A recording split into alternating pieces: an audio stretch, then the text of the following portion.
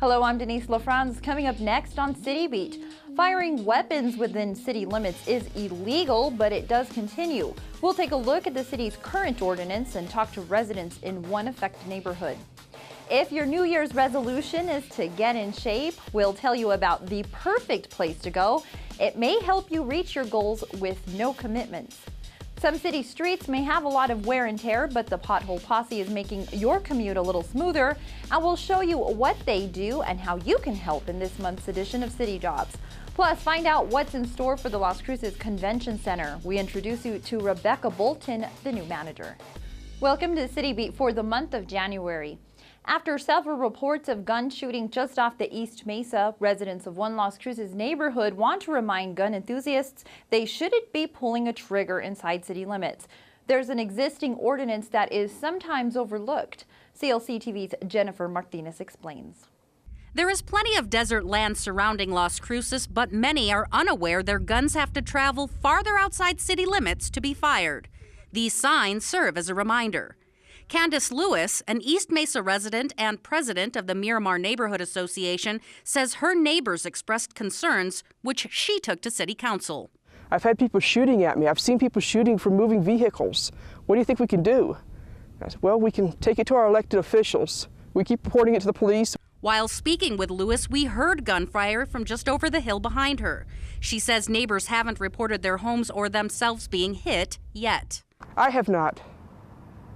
So I know that some neighbors can see them shooting, but I've never heard of anybody getting hit by gunfire.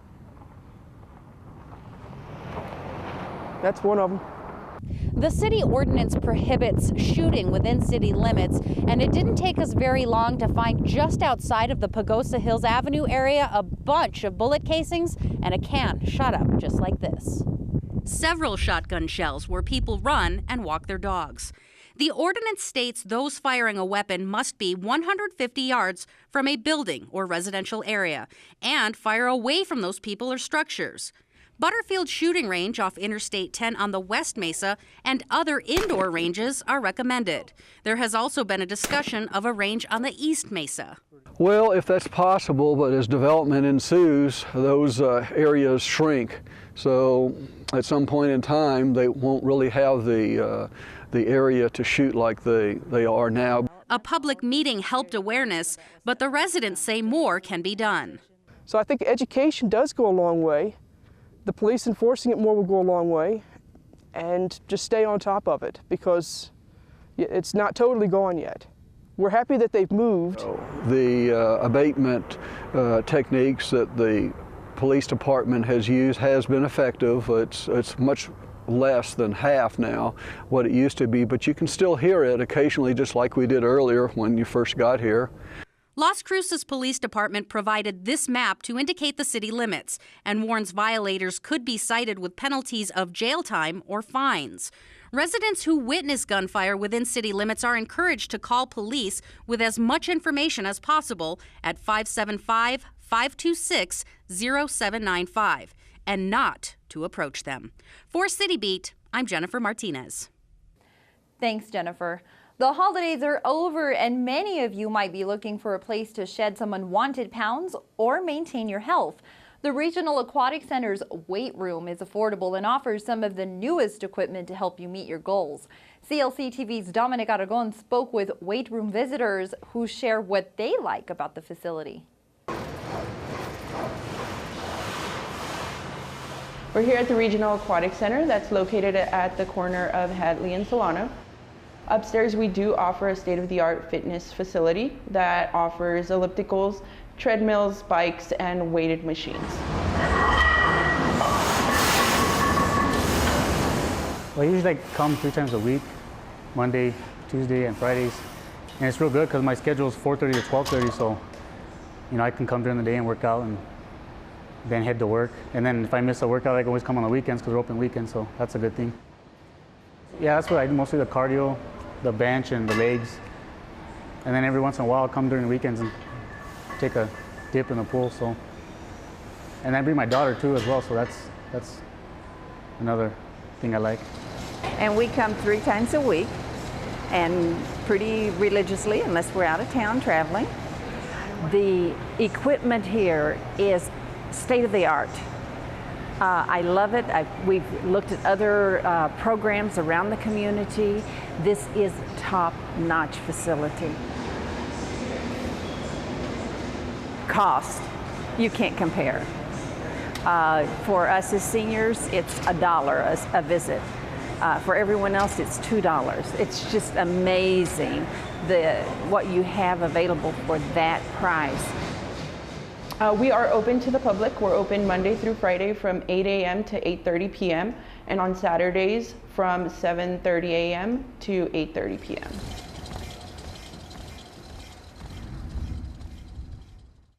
Thank you, Dominic.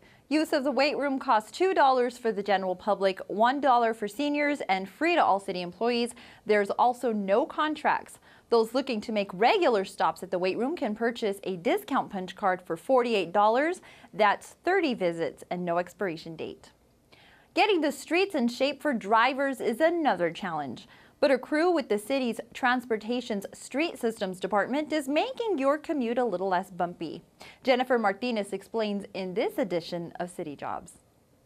Well, even on some of Las Cruces' coldest days, the city streets department is out working. Today, I'm joined by Jerry Madrid with the streets department, an equipment operator. Good morning, Jerry. Good morning. We're going to be filling a pothole today. What makes this a pothole? A pothole is considered a hole in the street that can cause damage to a tire or anything an inch or lower in the streets. And I see we have it already outlined in white. Is that basically the part that we're dealing with? Yes, ma'am. What we're going to do is, as you can see, it's a little deeper than the level of the street, and we've marked it out, and Ivan's going to come in a little bit and jackhammer it out, and then we're going to clean it out, blow it out, and then spray what we call a tack oil. And then after that, we'll put the asphalt in, and then we'll roll it. And how many potholes are we normally filling on a daily basis? About 50 to 60 probably. Yeah, every day? Every day. Okay. And then how do you know who identifies these? Do we just get people calling in and we come and take a look at them? People call in. They also go to the website, to the city website, and go to the pothole posse. Our foreman, while he's out and about, identifies them, and as we're doing them and we pass them, we also identify them. Okay, so we're going to jackhammer. Why make a bigger hole? What we try to do is, if there's a pothole there, we try to expand, go a little bit wider to try to get any cracks or anything to make it square and level. Okay, now this is a part that I'm not able to do. I'm obviously not trained. I don't have the proper foot equipment. Yes, ma'am. So we're going to have Ivan Chacon, one of the crew members, do this, and we'll take a step aside while he gets to work for us, and then I'll meet you back here. Very good. All right, thanks, Jerry.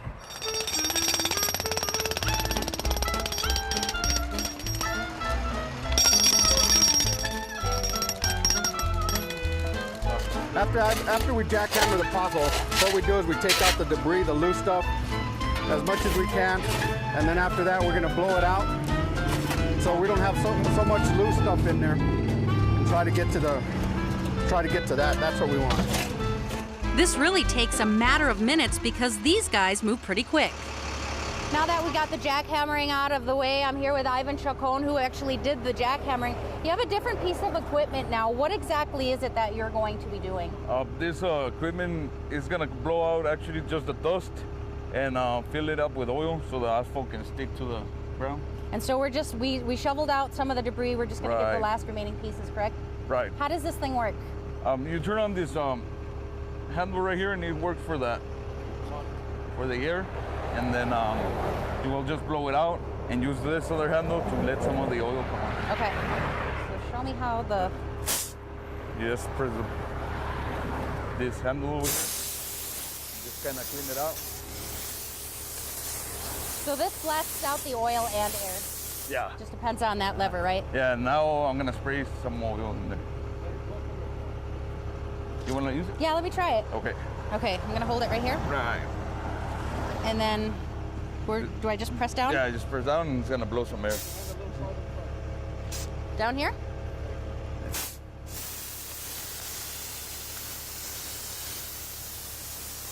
And how much do you need to blast it out?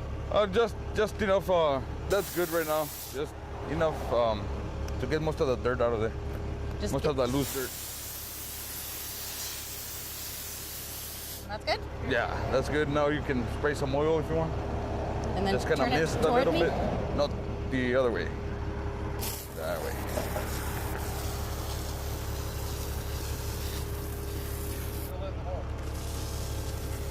gonna spray it all around. And there you go. There you go. Is that too much? A little bit too much? Good. Is that going to hinder this process, or no, that should make be it good. so it doesn't stick too much? Yeah. Okay, so now what's the next step after spraying it and putting a little bit of oil on there? Now the next step is we're gonna put some asphalt in there and level it out with a rake and shovel. Okay, let's see. The pothole posse picked up a ton of hot mix earlier today, ready to fill several potholes. We dump enough to get this one filled. Yep, it's a little heavy, but with help, it goes pretty darn fast.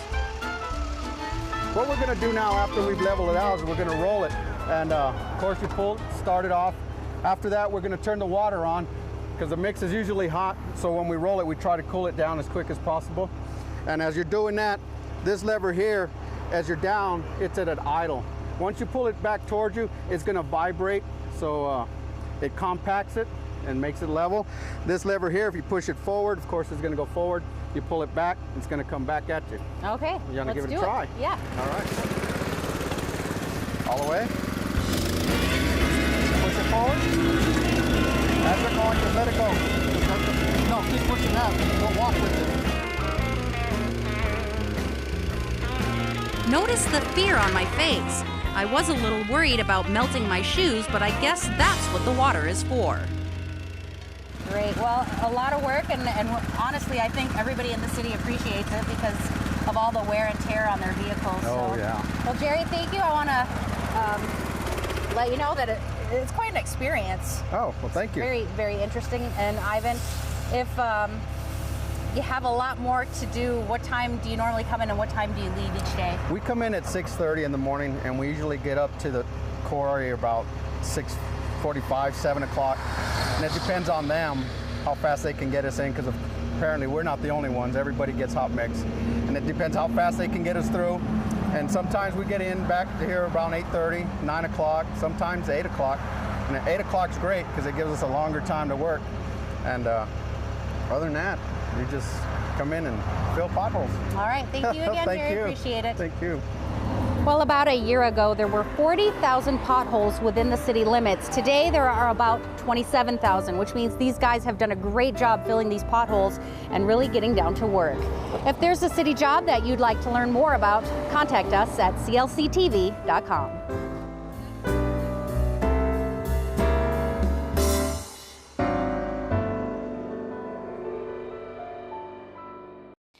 You can help direct supervisors to potholes within Las Cruces by heading to askthecity.org to fill out a request form.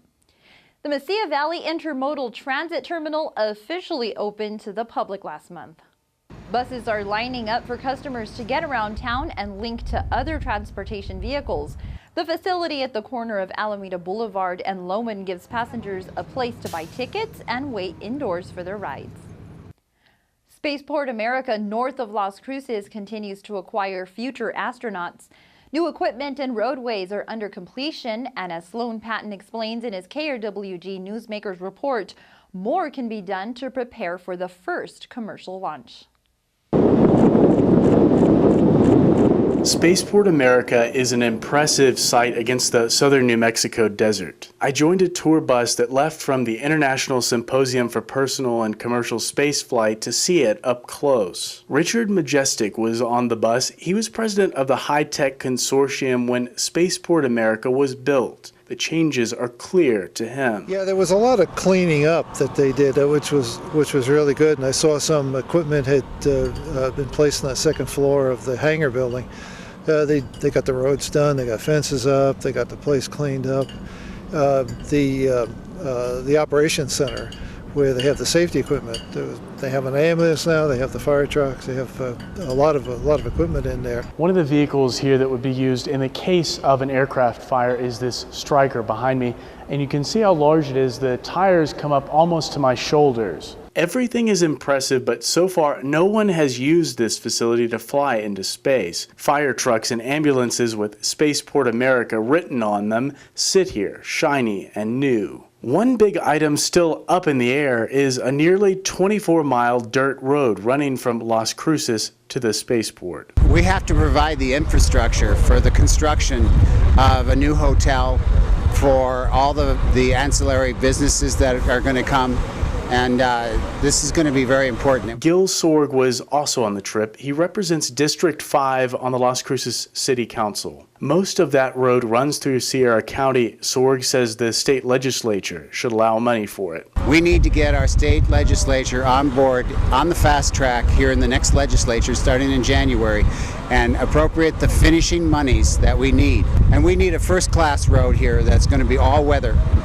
We can't have these desert storms that come during the rainy season that floods it and takes it out when we need people coming in here regularly every day. The spaceport means a lot for businesses that rely on tourism, like hotels. Audrey Valdez directs sales at the Staybridge Suites in Las Cruces. Her hotel may not attract wealthy space travelers, but she hopes their friends will need a place to stay. I knew that we would not be getting the person going into outer space, but I like the idea that the entourage coming to support them, that there are different levels. With us being an extended stay property, I like the idea that we might filter some of that business to our facility as well. Eric Hill works at Staybridge too. He says he plans to mention the spaceport as an attraction after this tour. It's definitely something that we would mention to our guests because it is interesting and it's something that's different. Richard Majestic has seen the spaceport change physically, but he also witnessed the community's opinion of the project change. Still a positive trajectory, he says. It hasn't gotten any less, so that's an improvement, particularly for people around Las Cruces. But it's always good to see people are still interested in it. It was a pretty good turnout today. Sloan Patton, KRWG News, Spaceport America. That was KRWG's Sloan Patton reporting. A new Las Cruces recreational trail was completed at the end of December. The Alameda Arroyo Recreational Trail is a 3/4 of a mile long trail which connects the multi-use path on Sonoma Ranch Boulevard to the sidewalk on Roadrunner Parkway. City Council committed $125,000 to the trail in 2010 to win a grant from the Federal Highway Administration. The trail has a softer running surface and is accessible for persons covered by the Americans with Disabilities Act. Las Cruces seniors can participate in a walking program this new year. That and more in our City Minute. A walking jogging program geared towards folks 50 years and older costs $8 a month. Seniors meet at the Frank O'Brien Papin Community Center on Tuesdays and Fridays from 10 to 11 a.m. The goal is to get seniors walking up to 60 minutes within 12 weeks. For more information, call 541-2454. Senior Programs is calling on artists to paint a 30 by 8 foot mural on the East Side Community Center. The theme is On the Camino Real. Entries must be in by January 31st with a biography, preliminary sketch, a description of the art, and work samples on a CD or DVD. For more information, contact the Munson Senior Center. And Las Cruces has a new police chief. Jaime Montoya may be a familiar face with the police department, having served 22 years with the department. Montoya replaces Richard Williams, who retired at the end of December. Congratulations to both. The Las Cruces Convention Center opened its doors 3 years ago this month, and with the new year comes a new Convention Center General Manager. In this episode of Ask the CLC TV's Udelvi Hill introduces us to Rebecca Bolton, who describes her plans to attract large-scale events to the Convention Center. Hello, our guest for this edition of ASTA is Rebecca Bolton, the new General Manager of the Las Cruces Convention Center. Rebecca is new to Las Cruces. She just took over the reins of the Convention Center on November 15th, and we want to welcome you to Las Cruces and wish you all the best. Thank you very much. Well, let's begin by telling us a little bit about you. Sure. Well, I'm a Florida State graduate. I've been in the business for about 12 years or so, and I grew up in upstate New York. And I've lived in various places. This would be the 5th convention center that I've been in a management role in. It's a little overview. And you come from your last position was? In Cincinnati, Ohio, at the Duke Energy Convention Center. Okay. Well, again, welcome. All right, you've had a little bit of time now to check out our convention center as a facility. What are your impressions? Is it big enough? Will it handle the needs? Well, I think as we progress down the road of developing business for the convention center, the needs will increase, certainly. But as far as the building itself being LEED certified, and it looks as if it had just opened. It's in great condition. And as far as like the service and the things that we can bring, like, you know, wireless internet services, where our competitors charge quite a bit for internet. Things like that put us in a competitive position, but there's certainly ways to grow. Okay. And you say it looks like it just opened, and Yeah. in fact, this month marks the 3rd anniversary of its opening. So yes, it is still fairly new. It is. What types of ideas do you have to bring out-of-town conventions to Las Cruces? Well, that's a good question. First of all, it's about a partnership between the Convention Center and the Convention and Visitors Bureau. And so between the two teams, we can come together and market Las Cruces as a meeting destination. And then go, for example, recently we're in Albuquerque with the Convention Center, the CVB, and there was hoteliers. 17 people from Las Cruces went up to Albuquerque to get in front of potential meeting planners and people that could help us to secure meetings from the outside. It's initiatives like that, everyone joining together as a unified front to make people realize that Las Cruces is a convention destination. And you do see us as that, because that's what we're trying to market ourselves as, a destination for tourism and now for conventions, and you think we stand a pretty good chance of attracting that Yeah, type of business? Definitely. And certainly it's a process of, you know, this is it's not like when you're trying to sell a ticket to a basketball game or a concert. This is something where you have to be in front of a meeting planner or an organizer for an event over an extended period of time and create a relationship. So it's more of a business-to-business relationship. And then once they realize, okay, I trust this person, then they'll come in, they'll take a look at the destination as a place for the convention. So it's a little bit of a longer, you know, we call it a sales cycle. But and that makes sense. You yeah. don't just hang out a placard and say, hey, come have your convention in Las Cruces. You got to Right. go out and network and market it. And then that person has to talk to their constituents and say, their board members, their paying membership, and say, would you consider going to Las Cruces? And it's a little bit of a, you know, a lobbying on their part once they trust us to convince their membership that this would be a great place to be. Okay, and so you say you're doing this in New Mexico. Are you trying to attract statewide type conventions first and then maybe branch out into other states, or is the market really in New Mexico? I think right now that's largely what our focus is. There are plenty of groups in New Mexico that we can bring to Las Cruces, I think, from the Albuquerque area. They have not been down here yet. And so it's exploring what those groups are, and the CVB has great relationships up there, and on the sales team at the Convention Center has worked really hard to develop those relationships too. So once we have, you know, all of that kind of covered, then we can explore some of the other areas. And then, you know, if there were to be a hotel next to the Convention Center at some point, and then we would be able to look at people that could travel in from a little further and have that lodging adjacent, and look at more, you know, professional organizations and people that have a certain expectation of what a convention package looks like. Okay, and so and I was going to ask you about that, having an adjacent hotel. That's very important. So that is something definitely we need to get. It is, we need to and establish. You know, we were talking about a process, and we're talking about, you know, right now we're unifying all of the hospitality community in Las Cruces to create that destination, so that people know when they come to Las Cruces, what do their members do? They do this, this, this, and this, and this. We bring them in, we show them what they could do, and then the next step is, okay, well, the demand is here. And so then we have, if a hotel comes, and then we can look a little bit further and continue to develop it, and then it'll grow and grow. Terrific. So do we have enough hotel rooms presently, in your opinion, to satisfy the needs of big groups coming in? There are certainly there's a good base of hotels here.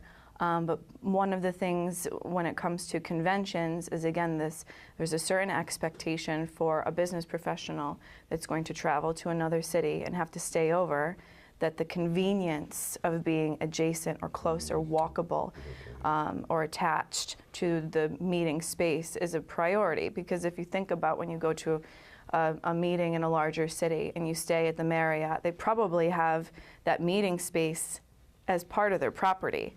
So we could be competing against a Marriott in New Orleans that can self-contain, is what they call it.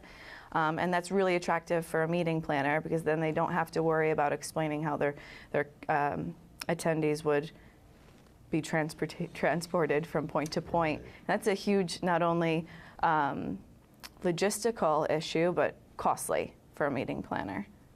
So there are some things as a community we still have to accomplish in order to further market ourselves as a meeting destination.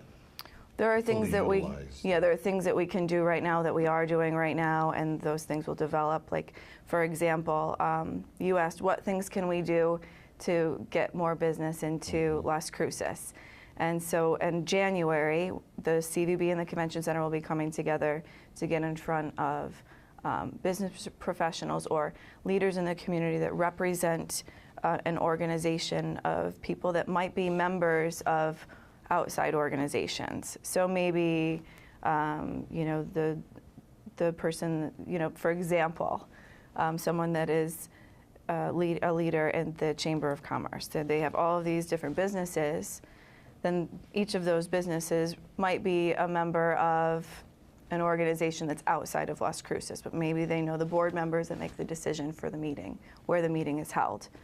So it's called a Bring It Home campaign. So it's incentivizing someone that if you could come up with a piece of business that would be great for Las Cruces and give us the opportunity or connect us with the right person, and say that business were to come to fruition, then there would be an incentive for that person who's brought the event to us, right? And so we know that there are a lot of professionals in the community, and we know that they all have contacts, but we don't know who those contacts are. So if they could tell us who they are, and we were able to close the business, so to speak, then there would be an incentive for them, and we would take the lead on the service, and we would take over from there. It wouldn't be on that person to plan the meeting, and sometimes that's a pressure that people say, oh, well, if I bring something to you, and how much extra work am I going to have to do? Exactly. And so we want to, put so in a that sense, we're all ambassadors in trying to, for Las Cruces, but well put. We put we leave it to the experts, yes, such as yourself, to put it all together. Yes. Okay. Exactly. Terrific. Well, it sounds like you've got some wonderful ideas and plans for the Convention Center, and we look forward to working with you and seeing the progress down the road. So thank you very much. And thank again, you. Welcome to Las Cruces. Thank you. Thank you for being our guest on ASTA. Rebecca Bolton, Executive Director of the Las Cruces Convention Center. Thanks, Udell. That's all for this episode of City Beat. Remember, tune in for live City Council meetings right here Mondays at 1 p.m. Plus, all archived meetings and programs can be found on clctv.com. And don't forget to like us on our Facebook page. Thanks for joining us this new year. I'm Denise LaFrance.